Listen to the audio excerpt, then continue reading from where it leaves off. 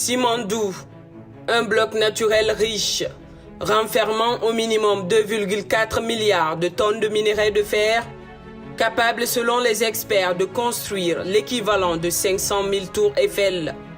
Il s'agit là du plus gros gisement de minerai de fer au monde, non encore exploité, situé dans le sud-est de la République de Guinée.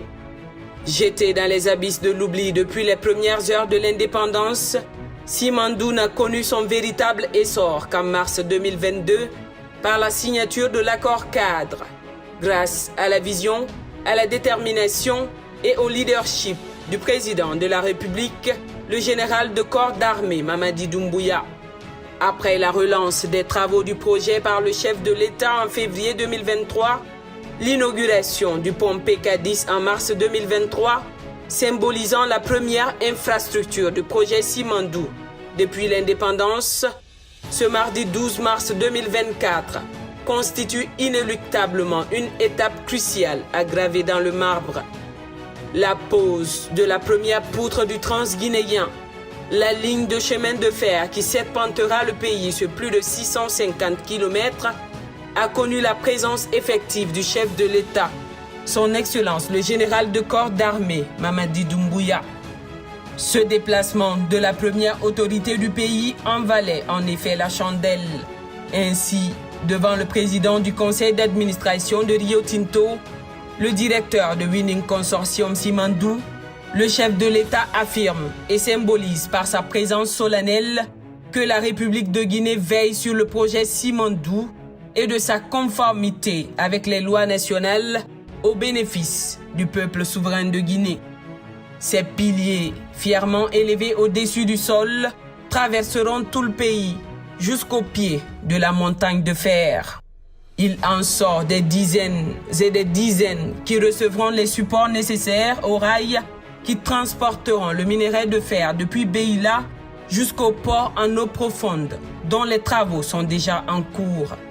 Sous la clairvoyance du président de la République, avec la vigilance du comité stratégique, les partenaires industriels notamment WCS, Rio Tinto Simfer et Baou, les infrastructures du transguinéen sont à 35% d'évolution.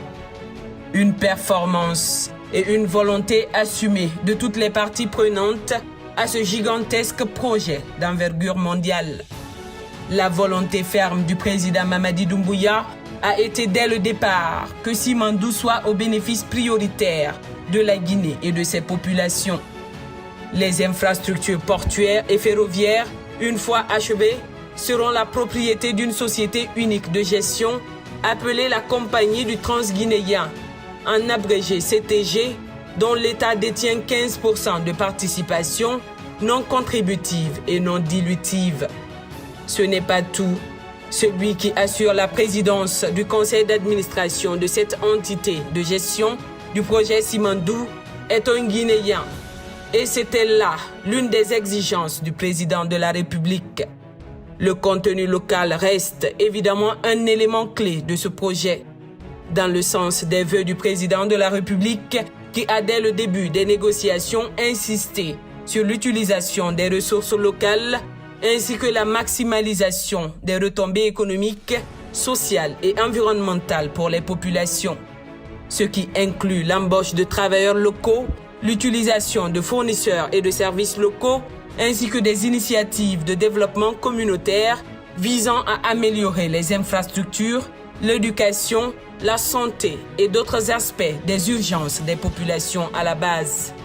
La Guinée se réinvente, la République de Guinée se modernise, elle érige ici les fondements de son décollage économique et la complosphère n'y peut rien.